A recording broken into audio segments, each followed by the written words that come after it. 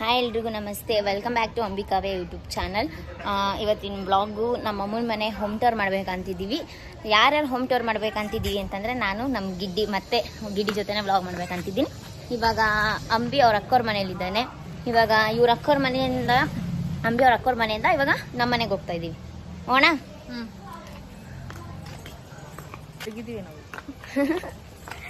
ಬಿಸಿಲು, ತುಂಬ ಬಿಸಿಲು. ಈ ಬಿಸಿಲಲ್ಲಿ ಇವಾಗ ನಾವು ನಮ್ಮಮ್ಮವ್ರ ಮನೆ ಹೋಮ್ ಟೂರ್ ಮಾಡೋಕ್ಕೆ ಅಂತ ಹೋಗ್ತಾ ಇದ್ದೀವಿ. ಇವಾಗ ನಮ್ಮಮ್ಮನ ಮನೆ ಇಲ್ಲೇ ಹತ್ರ ಅಲ್ವಾ. ಹಾಗೆ ಪಾನಿಪುರಿ ತಿನ್ಕೊಂಡು ನಾನು ಇವಳು ತುಂಬ ದಿವಸ ಆಗಿತ್ತು ತಿಂದು ಪಾನಿಪುರಿ ತಿನ್ಕೊಂಡು ಹೋಗ್ಬೇಕಂತ. ಅಂಬಿ ಅವ್ರ ಅಕ್ಕನ ಮನೆಯಲ್ಲೇ ಇದ್ದಾನೆ.